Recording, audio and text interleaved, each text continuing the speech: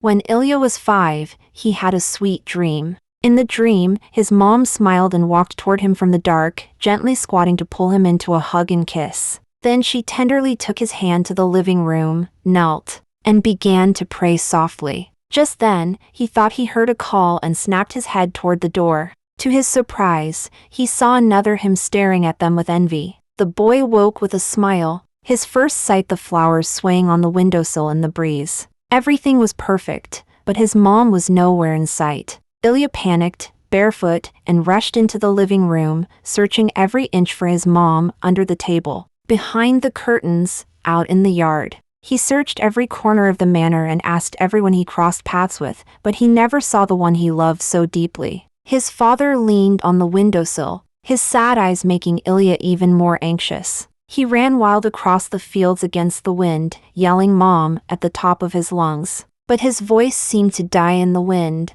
nothing but an empty echo. Ilia ran and ran until he saw his mom lying in bed, asleep forever. After she died, Ilia fell in love with sleeping, with dreaming of being a kid again. In his dreams, Mom sat by his bed, singing lullabies to gently send him to sleep. Morning light, like a rusty knife, struggled through the velvet curtains, casting patchy light on the floor. Ilia curled up in the satin sheets. His oil-slicked hair stuck to his hollow cheeks. With each heavy breath, he made the dusty brass bell at his bedside hum faintly. Cobwebs in the corner trembled in the draught, like invisible hands spinning a cocoon of isolation. At 32, Ilia spent his days napping on the couch. No matter how the old valet Zahar shook or nagged, he refused to wake up.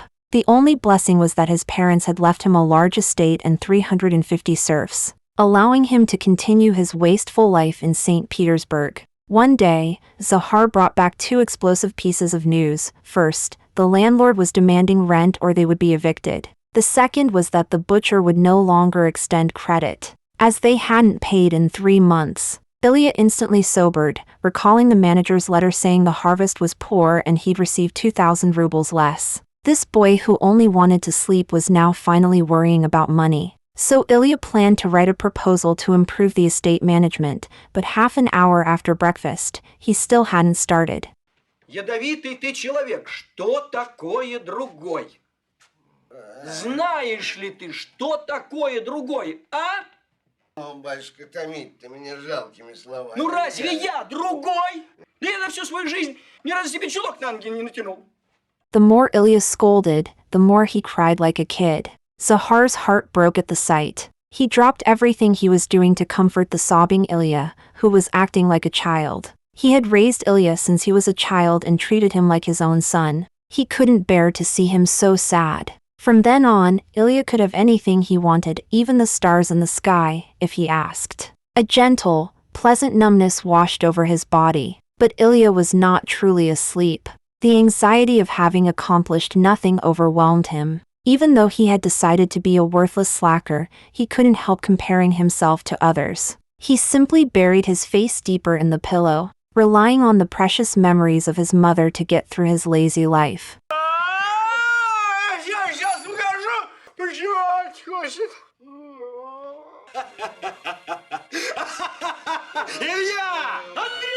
A savior had arrived. He was Ilia's childhood friend and the person he trusted most. Andrei's presence was like a beam of light illuminating Ilia's dim and damp spiritual world. He hugged him tightly, just like when they were children, unwilling to let go for a single second. They were the same age, but their personalities were completely opposite. Where Ilia was lazy, Andrei was as diligent as a wind-up robot, tireless and unceasing. This was shaped by his family and upbringing. Andrei's father was German, and his mother was a fallen Russian noble. When he was young, his father always made him check accounts and pay him wages like a laborer, which annoyed Andrei's mother. Although his mother's family had fallen on hard times, she still maintained noble manners. She did not want her son to receive a mere practical education like a common laborer. After his mother died and Andrei grew up, his father gave him a sum of money and sent him out to make his own way in the world. The neighbors were shocked, thinking the foreigner had no heart, casting out his son like a stray kitten. At 18, Andrei was full of youthful pride and did not shed a single tear when saying goodbye to his father. Finally, his father told Andrei that if he really couldn't make it in the big city, he could turn to a friend of his for help. Then he urged his son to set off quickly, or he wouldn't reach Moscow before dark. Watching Andrei's lonely figure depart, the neighbors couldn't bear it anymore. They all stepped in to give the boy their blessings, as a father should have done. Батюшка ты мой, Андрюша! Моя ненаглядный, дай-ка я тебя благословлю! Andrei finally broke down, tears streaming down his face. But when he looked back at his father, the man had already turned away, walked back into the house, and closed the door. Yet it was this very coldness that taught Andrei to fend for himself early in life, to strive and advance in society. In the end, he achieved great success in business, becoming a model of worldly success, admired and praised by many. But Andrei wasn't heartless. He had a soft spot for Ilia, his old buddy. Andrei could not bear to see Ilia wallow in pessimism and waste his life. He was determined to completely transform Ilia, to make him live like a strong and capable person.